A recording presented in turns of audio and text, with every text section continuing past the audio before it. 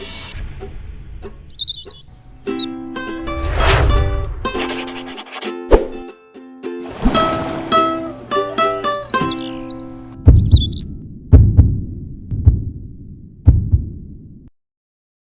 noite a todos. Boa noite. 2 de abril de 2018, mas estamos estudando a Revista Espírita do ano de 1859. Estamos no mês de janeiro. Rogamos que o nosso Senhor Jesus possa nos ajudar a conduzir o nosso trabalho da Revista Espírita. E quem vai conduzir o trabalho é a nossa querida irmã Aramita e a nossa irmã Carla. Que Jesus nos conduza. Então, na semana passada, a gente vai concluir agora sobre os anjos da guarda. Falta só o finalzinho.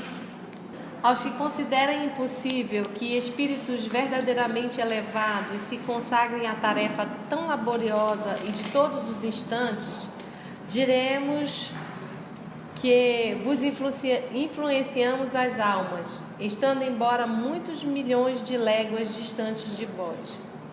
O espaço para nós nada é, e não obstante viverem noutro mundo, os nossos espíritos conservam suas ligações com os vossos.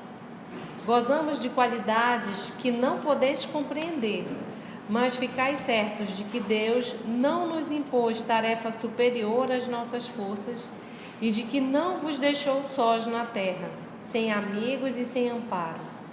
Cada anjo da guarda tem o seu protegido, pelo qual vela, como o pai pelo filho. Alegra-se quando o vê no bom caminho, sofre quando lhe despreza os conselhos. Não receeis fatigar-nos com vossas perguntas. Ao contrário, procurai estar sempre em relação conosco. Sereis assim mais fortes e mais felizes. São essas comunicações de cada um com o seu espírito familiar que fazem sejam médios todos os homens, médios ignorados hoje, mas que se manifestarão mais tarde e se espalharão qual oceano sem margens, levando de roldão a incredulidade e a ignorância. Homens doutos, instruí os vossos semelhantes. Homens de talento, educai os vossos irmãos. Não imaginais que obras fazeis desse modo, a do Cristo, a que Deus vos impõe. Para que vos outorgou Deus a inteligência e a ciência, senão para repartirdes com os vossos irmãos, senão para fazerdes que se adiantem pela senda que conduz à bem-aventurança, à felicidade eterna. São Luís, Santo Agostinho. Só isso. Então, isso aqui é parte, está também no Livro dos Espíritos, né? Na questão 495. E é como ele fala aqui, que Deus não dá para os anjos da guarda uma tarefa acima das forças dele, assim como não dá para nós. Então, conforme o meu grau de adiantamento moral, o meu anjo da guarda é superior a mim. Não quer dizer que ele seja um espírito superior. Eu, por exemplo, não preciso de um espírito muito superior. Basta qualquer coisinha melhor, que já está bom para me dar uns bons conselhos. Então, o seu anjo da guarda, então, quando a gente reencarna, a gente vem todo com um amparo para dar certo. Ninguém encarna para dar errado. Então, vem os bons espíritos, vem o anjo da guarda, vem os espíritos familiares. Então, tudo tem vamos dizer assim, um cuidado de Deus para conosco, como ele diz aqui. Acabou então o anjo da guarda? Não, vou ter uma observação. Observação de Kardec. Do Kardec. Nada tem de surpreendente a doutrina dos anjos guardiães, a velarem pelos seus protegidos, malgrado a distância que medeia entre os mundos. É, ao contrário, grandiosa e sublime. Não vemos na terra o pai velar pelo filho, ainda que de longe, e auxiliá-lo com seus conselhos, correspondendo-se com ele? Que motivo de espanto haverá então em que os espíritos possam, de um outro mundo, guiar os que, habitantes da terra, eles tomaram sob sua proteção, uma vez que para eles a distância que vai de um mundo a outro é menor do que a que, neste planeta, separa os continentes? Para os espíritos, quando está desencarnado, E dependendo do grau moral, quanto maior o grau moral, não existe a distância como a gente. Né? A gente, para se deslocar, precisa pegar um veículo, eles se deslocam pela força do pensamento. Pensou, já está lá onde está. Então, ele não tem essa distância entre os mundos. É como ele diz aqui, eles influenciam nas vossas almas, mesmo estando a milhões de léguas distante de vós. Às vezes o anjo da guarda da pessoa pode não estar nem aqui neste planeta, neste mundo, está fazendo outras fazeres, mas isso não quer dizer que ele não esteja conectado com a gente. É porque quando a gente fala em anjo da guarda, a gente imagina um sombra, né? Para onde tu tá, ele ali. E obviamente não é assim. Eles estão trabalhando, estão atuando, estão em movimento, mas estão interligados. Então, uma solicitação nossa, poxa, Deus não nos ajuda, não. Somos nós que não nos ajudamos.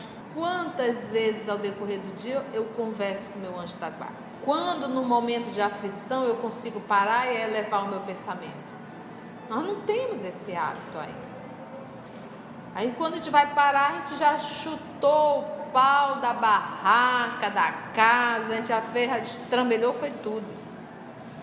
Então, tem que trabalhar isso lá atrás. Quando a gente vê que a coisa está tomando uma proporção, é entrar em oração, procurar o nosso anjo da guarda, na dúvida. Não deixa a coisa cair, conversa realmente com ele. Duvido que a ajuda não venha. O que nos falta é nos ajudar. Vamos lá, próximo então?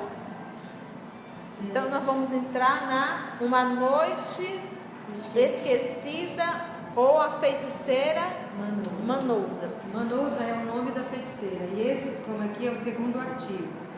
O primeiro artigo foi em novembro, na Revista Espírita de novembro de 1858. Para quem não está lembrado, vou fazer um pequeno flashback. Nós já estudamos, né, Aramita? Então, era o espírito do Frederic Solier, que era um escritor, né? Ele escreveu Memórias do Diabo e ele se propôs na reunião espírita, ele vinha sempre acompanhado com outro senhor, e ele se propôs a escrever uma obra. Ele começou primeiro uma obra sobre os druidas, mas aí era muito alta, aí ele disse, não, um trabalho assíduo não era o seu forte. E ele disse que ele gostava mesmo era da preguiça. Então ele escreveu uma coisa mais amena, que era do jeito dele, e aí ele escreveu sobre as 1001 noites, porque os contos são 1001 noites, né? Então essa é a 12ª noite. E aí ele começa, por que o Kardec publicou isso? É o que ele fala, né? Que tudo nele tem uma sequência, por mais que ele interrompa, e tudo se encaixa com uma arte admirável. E ele escreveu esse relato em 5 ou 6 vezes diferentes, em interrupções de 2 a 3 semanas. E ele disse que eu transcrevo aqui tal como saiu do lápis do médium. E ele pediu autorização do espírito para publicar, e o espírito a deu. E ele a dá como estudo para a gente ver a veracidade. E a primeira, Uma Noite Esquecida, como se passa, para vocês lembrarem. É o Sheik Noureddin, que vai procurar a feiticeira Manousa, que é essa daqui, que na descrição do outro era uma velha horrível, que ele até ficou com medo dela, mas o que ele vai procurar? Ele vai procurar ajuda, porque o palácio dele era do lado do palácio do sultão. E ele começou a ouvir umas vozes de uma mulher cantando. E ele não resistiu, pulou o muro, foi lá para encontrar essa mulher, e era uma das favoritas do sultão. E agora ele estava pedindo ajuda da feiticeira, porque o sultão queria matar, o nome da moça é Nazara. E aí ele está conversando com a feiticeira sobre isso. Vamos lá então. Esse é o segundo artigo. Segundo artigo. Uma Noite Esquecida ou a Feiticeira Manousa. 12ª noite dos contos árabes. Ditada pelo espírito Frederic Solier. Contos árabes. Segundo artigo. Observação. Os algarismos romanos indicam as interrupções que ocorreram no ditado. Frequentemente, não era retomado senão após 2 ou 3 semanas. E apesar disso, como já fizemos observar anteriormente, o relato se desenvolve como se tivesse sido escrito de um só fôlego. E isso não constitui uma das características menos curiosas desta produção de além-túmulo. O estilo é correto e perfeitamente apropriado ao assunto. Repetimos, para aqueles que poderiam ver no ditado uma coisa fútil, que não consideramos como obra filosófica, mas como estudo. Para o observador, nada é inútil. Ele sabe aproveitar-se de tudo para aprofundar a ciência espírita que estuda. Aí vocês veem que está escrito em Romano, 3 em Romano. Então quer dizer que ele escreveu, ele ditou, e lembre-se que a médium que recebia esse espírito era uma garota de 15 anos. Então, ele escreveu a primeira vez, passaram-se 2 ou 3 semanas, aí ele escreveu de novo, e o que o Kardec diz em 1858, que cada vez que ele voltava, ele não perguntava em que ponto eu parei, ele continuava, ele dava continuidade, contando essa história, como se nem tivesse parado. Aí passa mais 2, 3 semanas e agora está no terceira psicografia. Acho que vai precisar de outra voz ali, né? Nada, entretanto, parecia perturbar a nossa felicidade. Então, ou seja, essa é uma mensagem psicografada contando a história do senhor Noureddin. Então vamos ver o finalzinho da mensagem, que é a psicografia, né? E depois a gente dá continuidade aqui. Pedindo conselho para a bruxa, para a feiticeira. Depois de alguns momentos de hesitação, tomei uma grande decisão. Passei do meu para o jardim vizinho. Ali vi não uma mulher, mas uma Uri. A Uri quer dizer mulher belíssima. É a mulher que, para quem vai para o céu dos muçulmanos, é a Virgem. A Virgem. A Uri favorita de Maomé. Uma maravilha, enfim. A minha visão, ela assustou-se um pouco. Mas lançando-me aos seus pés, pedi-lhe que não tivesse nenhum temor em ouvir-me. Disse-lhe que seu canto me atraíra e assegurei-lhe que não encontraria em minhas ações senão o mais profundo respeito. Ela teve a bondade de me ouvir. A primeira noite se passou falando de música. Também cantei e me ofereci para ir acompanhá-la. Ela nisso consentiu e marcamos encontro para o dia seguinte. Começou com a música, hein? Nessa hora, ela estava mais tranquila. O sultão estava com o seu conselho e a vigilância menor. As 2 ou 3 primeiras noites se passaram inteiramente com a música, mas a música é a voz dos amantes, e desde o 4º dia não estávamos mais estranhos um ao outro. Nós nos amamos. Que bela estava! Com sua alma era bela também. Fizemos muitas vezes o projeto de fugirmos. Ai, por que não o executamos? Seria menos infeliz e ela não estaria prestes a sucumbir. Essa bela flor não estaria no momento de ser colhida pela foice que vai arrebatá-la à luz. Continua no próximo número. Aí vamos ver o que vai dar. Continuando. Tem que ler lá, né? Aqui também está igual. Está igual? Pode ler aqui. Aqui é o Noureddin falando. Noureddin de novo, o apaixonado. Continuando montando para feiticeira. Nada, entretanto, parecia perturbar a nossa felicidade. Tudo era calma à nossa volta. Vivíamos em perfeita segurança quando, uma noite, no momento em que nos julgávamos mais seguros, apareceu, de repente, sempre é de repente, aos nossos lados, posso dizer assim, porque estávamos numa rotunda para onde confluíam várias aleias. O sultão, acompanhado de seu grão... As aleias são do jardim, Os caminhos. Eles estão no jardim, lembre-se disso, eles se encontram no jardim. Então, as aleias dão numa rotunda. Para onde confluíam várias aleias. O sultão, acompanhado de seu grão-vizir, ambos apresentavam uma expressão apavorante. A cólera havia transtornado as suas fisionomias. Estavam, principalmente o sultão, numa exasperação facilmente compreensível. E olha que é o sultão, ele deve ter um harém, né? O primeiro pensamento do sultão foi mandar matar-me, mas, sabendo a que família pertenço e a sorte que eu esperava, caso ousasse arrancar um só fio de cabelo da minha cabeça. Dela não, pode dar. Fez de conta, abre parênteses, a sua chegada eu me jogara para o lado, fecha parênteses. Covarde. Ele já correu. Joguei no mato. O Ricardão, já, que não me tinha visto e precipitou-se como um furioso sobre Nazara, a quem prometeu não fazer demorar o castigo que ela merecia. Levou-a consigo, sempre acompanhado do vizir. Quanto a mim, passado o primeiro momento de susto, apressei-me a voltar ao meu palácio a fim de buscar um meio de subtrair a estrela de minha vida das mãos daquele bárbaro, que provavelmente iria destruir essa preciosa existência. E depois, que fizeste? Perguntou Manousa.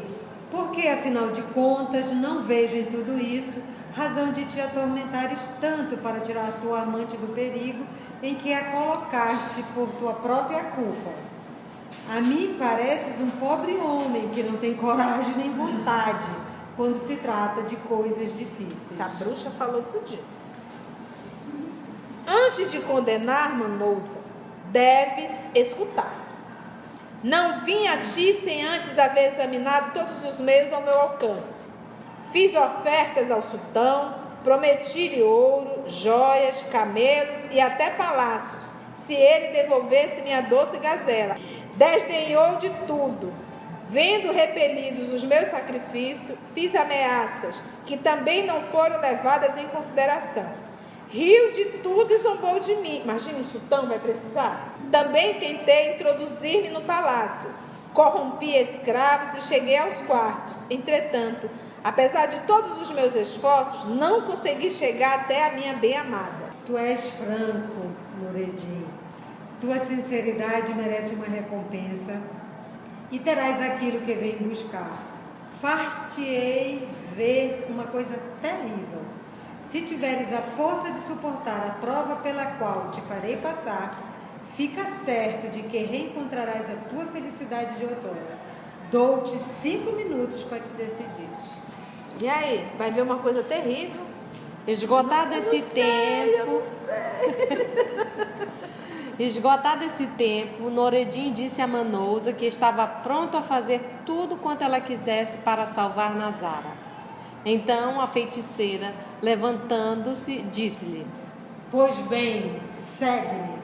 Depois, abrindo uma porta situada no fundo da sala, fê-lo passar à sua frente. Atravessaram um pátio sombrio, repleto de coisas horríveis, serpentes, sapos que passeavam gravemente em companhia de gatos pretos, os quais afetavam um ar de superioridade em meio a esses animais imundos. Na extremidade desse pátio havia uma outra porta que Manousa igualmente abriu, e tendo feito passar Nureddin, entraram ambos em uma sala baixa, apenas iluminada no alto. A luz vinha de uma cúpula muito elevada, guarnecida de vidros coloridos, formando toda sorte de arabescos. No centro da sala havia um escalfador aceso, e sobre este, num tripé, um grande vaso bronze, dentro do qual ferviam todos os tipos de ervas aromáticas, cujo o odor era tão forte que mal se podia suportar. Ao lado desse vaso havia uma espécie de poltrona grande, de veludo negro, de aspecto surpreendente.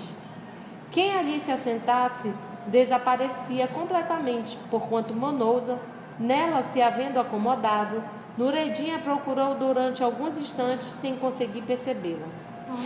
De repente ela apareceu e lhe disse: Estás ainda disposto? Sim. Respondeu Nureddin: Pois bem, assenta-te nessa poltrona e espera. Nessa que a senhora desapareceu? Tão logo Nureddin assentou-se na poltrona, tudo mudou de aspecto, enchendo-se a sala de uma multidão de grandes figuras brancas, a princípio apenas visíveis e que depois pareciam de um vermelho sanguíneo, ou lembravam homens cobertos de chagas sanguinolentas, dançando uma ronda infernal. E no meio deles Manousa, cabelos desgrenhados, olhos chamejantes, vestes esfarrapadas e uma coroa de serpente na cabeça. Credo. Na mão, à guisa de cetro, bandia uma tocha acesa que lançava chamas, cujo odor assomava à garganta. Depois de haverem dançado um quarto de hora, pararam de repente. A um sinal de sua rainha, que para isso lançara sua tocha no escalfador em ebulição. Quando todas essas figuras se dispuseram em volta do escalfador, Manousa fez aproximar-se o mais velho, reconhecido por sua longa barba branca, dizendo-lhe: Vem aqui, tu que segues o diabo. Tenho uma missão muito delicada para te encarregar. Noreddin quer Nazara e prometi que a entregaria a ele. É coisa difícil. Conto, Tanatli, com o teu concurso. Noreddin haverá de suportar todas as provas necessárias. Atua, pois. Sabes o que quero. Faze o que quiseres, mas faze. Tremerás se fracassares. Eu recompenso a quem me obedece, mas infeliz daquele que não me fizer a vontade. Disse Tanatli. E podes contar comigo. Muito bem. Vai e age. Sim, senhora, madame. Gente, olha só. Então a gente percebe aí uma ação macabra realmente, entendeu? Em que ela evoca esse espírito, ela o enfrenta e solicita um pedido dele. Nós sabemos que isso existe, isso é fato. O livro dos médiuns, inclusive, retrata. André Luiz também vai retratar. Então esses espíritos, eles se submetem a atender os nossos caprichos pessoais. Mas, quando nós desencarnamos, vem a fatura. Entendeu? Diz, olha, eu te... Noreddin haverá de suportar. Nós te servimos, agora tu vai nos servir. Bora lá.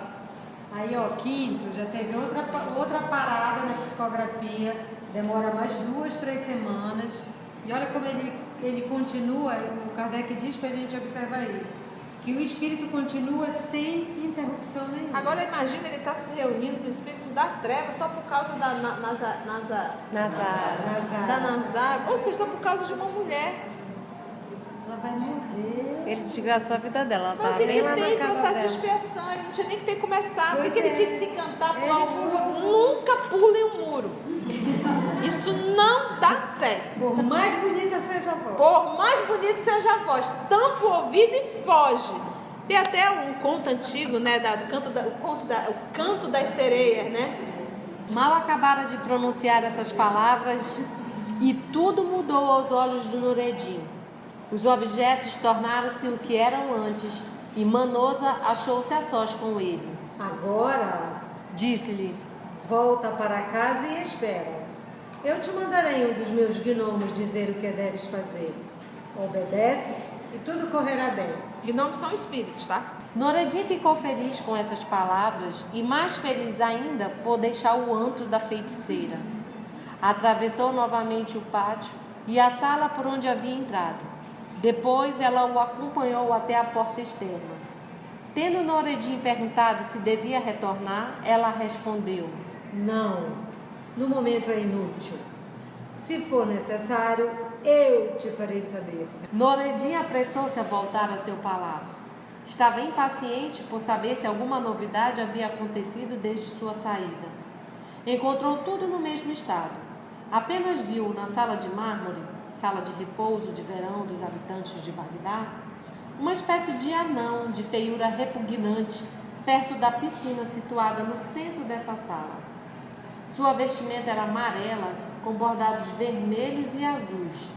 Tinha uma corcunda monstruosa, pernas pequenas, rosto grosseiro, olhos verdes e estrábicos, boca rasgada até as orelhas e cabelos de um ruivo que podia rivalizar com o sol.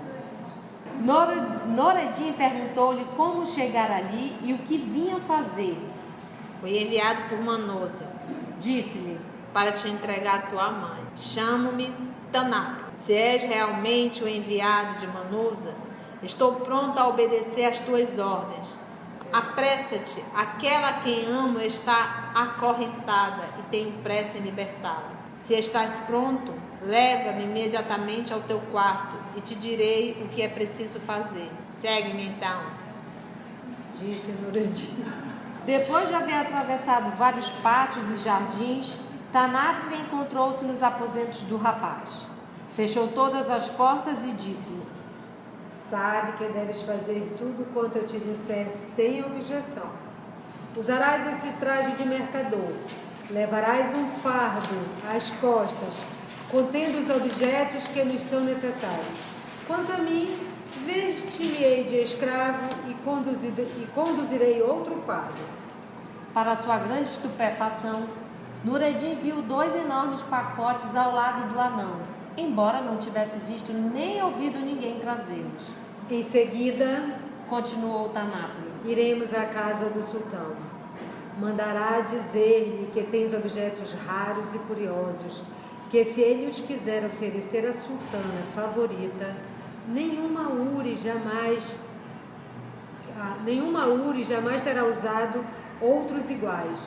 Conheces a sua curiosidade, ele terá vontade de nos ver. Uma vez admitido em sua presença, não terás dificuldade de apresentar tua mercadoria e lhe venderás tudo quanto levamos. São indumentárias maravilhosas que transformam as pessoas que as vestem. Assim que o sultão e a sultana os vestirem, todo o palácio os tomará por nós e não por eles. A ti pelo sultão e a mim por Ozara, a nova sultana.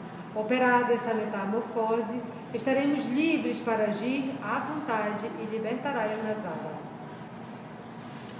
Tudo se passou como Tanapli anunciara, a venda ao sultão e a transformação.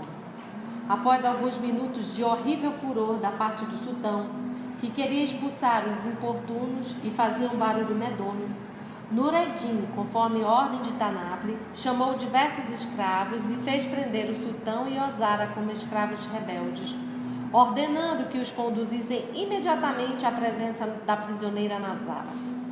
Queria saber, dizia ele, se ela estava disposta a confessar seu crime e se estava preparada para morrer. Quis também que a favorita Ozara viesse com ele, a fim de presenciarem o suplício que iria infligir às mulheres infiéis. Dito isso, marchou, precedido do chefe dos eunucos, durante 1/4 de hora, por um sombrio corredor, no fundo do qual havia uma pesada porta de ferro maciço. Tomando de uma chave, o escravo abriu 3 fechaduras e eles entraram num grande gabinete, comprido e da altura de 3 ou 4 côvados. Ali, sobre uma esteira de palha, estava sentada Nazara, com um cântaro de água e algumas tâmaras por perto. Já não era a brilhante Nazara de outrora. Continuava sempre bela, entretanto, pálida e emagrecida. À vista daquele que tomava por seu senhor, estremeceu de medo, julgando que tivesse chegado a sua hora. Continua no próximo. Como é uma história, né, nós não vamos até aos comentários, vamos ver o final para a gente ver como é que vai acabar essa história. Mas eu acho que o propósito de Allan Kardec, quando colocou esse material, foi justamente para retratar as evocações de espíritos perversos, né? Espíritos em verdade que realizam atendem esses desejos transitórios e a pessoa acaba se vinculando a esse tipo de espíritos. O que nós temos que entender, gente, eu acho que essa é uma das lições que demonstra a maturidade do espírito, é aprender a lidar com o não que a vida nos dá. Eu tenho que fazer um movimento de renovação, mas aprender a entender o Pai Nosso quando nos diz: seja feito a tua vontade, assim na terra como no céu. A nossa oração, o nosso pedido, você vê que era um pedido. Qual era o pedido dele? Ele queria que a NASA se tornasse o amor da vida dele, né? A NASA, já mudei o nome, né? Já simplificou. Já simplifiquei, né? Já ficou íntima. Já estou íntima, a Naná. Ele queria que a Naná se tornasse a esposa dele, né? E em verdade, isso fica uma lição. Esse tipo de pedido nós realmente não devemos fazer, porque nós não sabemos o que é melhor. Então sempre a oração é: Pai, seja feito a tua vontade, assim na terra como no céu. Porque às vezes a gente pede para que a Naná fique, depois a gente pede para a Naná ir embora, porque a gente não suporta mais. Então, em verdade, Senhor, seja feita a tua vontade. Se o fofo tiver de ficar, que fique. Se tiver de ir, vai. Tchau, vá com Deus. E continua vivendo. Nós não podemos nos ater a isso. A vida é muito mais do que isso, em verdade. Então, sempre nos ater no nosso processo de evolução. E não jamais uma oração pedido para petitórios infantis e quase sempre medíocres, né? Então, amadurecer realmente. Senhor, se encontrar o amor da minha vida numa condição dessa, uma pessoa que eu amo muito, já comprometido, isso quer dizer que é assim que tem de ser. E não é com essa pessoa. Eu não vou pedir para essa pessoa abandonar tudo para atender os meus caprichos. Isso é arrumar encrenca. E só piora. E outra coisa que o Allan Kardec fala, por que ele transcreveu isso, que é para a gente ver que o autor, que é o Frederic Solier, ele não perde as habilidades dele de escritor ao desencarnar, mas também ele não muda, porque quando ele quis escrever uma coisa mais séria, mais que requisesse maior empenho, ele desistiu. E aí ele volta a escrever uma coisa que era mais comum, que é como isso aqui é uma história, né? Que prende todo mundo. Prende todo mundo, mas assim, é só uma história. E aí, não é fatos reais, né? Foi bom? A Naná, gostaram? Então, em fevereiro tem mais. Até o próximo estudo da Revista Espírita.